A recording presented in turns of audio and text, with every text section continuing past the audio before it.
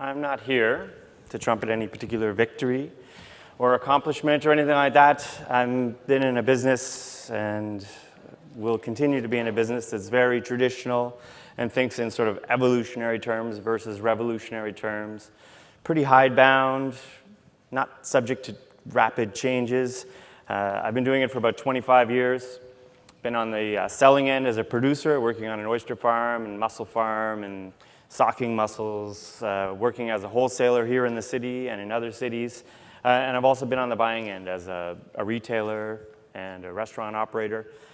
So I've seen a lot of changes in the business over those 25 years. And I've always been a proponent of both wild and farm fish.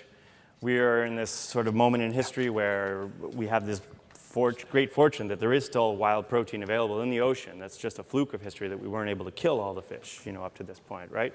At the same time, we know that we have to move towards a farmed reality. And, so things like, I've tried to avoid over the years words like sustainable and responsible, because I feel as though if we say to each other that we're buying only sustainable fish or something along those lines, we're trying to pass our guilt off onto somebody else, and we're not really necessarily conscious about what's happening right around us and the decisions that we're making here at home. Our careful buying policy, absolves us of guilt in what we do in our backyard. So I think that the fish and the land have to sort of be looked at as a whole thing. It's not just one or the other. The infrastructure, I think, and the supply chain, the knowledge of supply chain and how that works is pretty much a black hole for most consumers, most end users, and often a lot of times the chefs as well.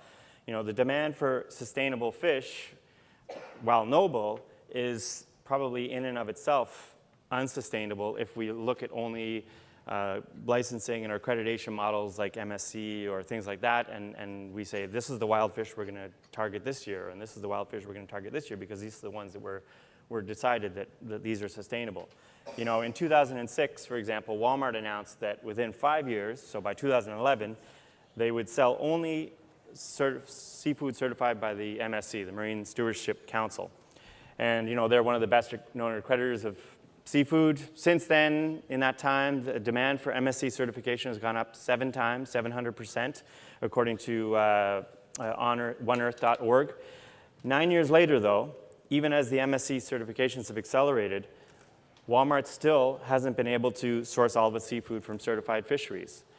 According to its own information, its own website, it sources about 90% of its seafood from what they say are certified fisheries, but some of those certified fisheries are coming from what's called FIPs, which are fisheries improvement projects, and they're just sort of like a plan. The fishery makes a plan to make it better, but they don't actually have to do anything with that plan, but as long as they have the plan, they have access to Walmart.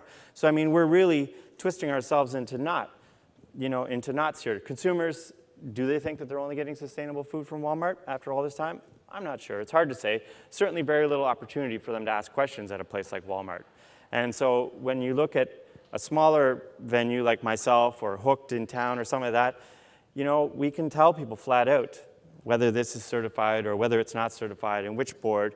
But for me, I can't always guarantee that every product I have is certified. That doesn't mean I don't care about the issue. It just means that I'm trying to be honest about how hard it is to know. There is a great and truly certified scallop fishery in Maine. I'm sure we've all heard the term diver scallop, right? It's on a lot of menus. These are literally harvested by scuba divers in areas where the drags can't reach. That season goes from the 1st of December until the end of March. There are 300 scallop licenses, give or take, in the state of Maine. 60 of those, 1 in 5, are divers. Those divers are allowed to catch 200 pounds of scallops maximum every day. They don't get that. They might get 140 pounds or something like that. Then the vast majority of those get sold within the state of Maine. So you're looking at literally like thousands of pounds of scallops potentially leaving the state of Maine over that 4-month period. And how many diver scallops have we seen on menus, even yesterday probably? Those just don't exist. That's it's something that we tell ourselves, I'm highlighting these 2 examples, the diver scallops and Walmart. I'm not calling these things out in particular. I'm just saying that we're all struggling with this issue of, is it sustainable? Between the three main certification bodies, MSC, Vancouver Aquarium, and the Monterey Bay Aquarium, Vancouver Aquarium is ocean-wise, there are three different interpretations of how responsible or sustainable the Atlantic scallop dragger fishery is. And it becomes easy to cherry-pick information, to spoon-feed customers about what they want to hear. I would prefer to engage in a discussion. I would say to people, there are measures being taken by the draggers to mitigate, turtles being trapped in the nets or, opening the rings a little bit more. And as opposed to saying dragging is bad and diver scallops are good, let's be a little more realistic about what we're actually eating, Sometimes, no matter what it says on the label, MSC certified, ocean-wise, what have you, you may be eating something that was harvested in a way that you don't like, and then you have to make peace with that and understand that this is just the history. This is the way humans eat, and we just can't get wrapped up in those labels. We have to think beyond those labels. One of the key words in seafood is fresh, and let's look at that word. What does fresh even mean? A halibut that's landing in Toronto today from, say, Fisher Folk or something like that, some folks like that who are doing a great job and bringing things in as fresh as possible. It's landing today whole, and it's probably caught on Thursday or Wednesday. It'll be on menus until probably Thursday. This is normal and perfectly undetectable. The best response to a question of, is it fresh, is, does it taste good? Is it still quality?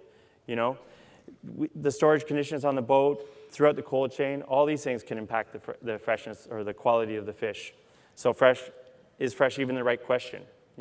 I think we need to be more honest as retailers and chefs, and how long in expressing how long these products have been out of the water, and focus on the taste and the plate instead. I don't think I've ever heard a server or a chef say that their halibut is a week old, but I think maybe it's time, where we can be honest and say, look, this was caught a week ago. It may have landed here today, but it's still going to taste great to you. I think responsibility on the land as well. A chef orders mussels on 10 pounds on Friday, 10 pounds on Saturday, 10 pounds on Monday or Tuesday. If they're ordering salt spring mussels, they're ordering from the same lot. Yet they've sent a truck out to drive 3 times to their restaurant to get them the same batch of mussels. These sort of decisions that chefs and restaurateurs make within their own venues can be changed, and they can make a big difference here. Instead of having countless trucks idling in the downtown core, driving tiny amounts of mussels around, talk to your purveyor, talk to the person who brings it in and say, what days do those come in? And maybe I should have a sense of what I'm going to sell over the weekend and just get them one at a time. If we as industry pros let folks know that it's okay to buy drag scallops, that an oyster is okay 10 days out of the water, buying fish whole and filling it yourself actually gets you a better result, we are going to help bring about important change in the consumer perception, because people look to us, they look to the industry pros to set the standards, and I think we're failing a little bit in where we're being honest about what we're actually serving. And I would just like to see a lot more honesty on the menu. Thanks.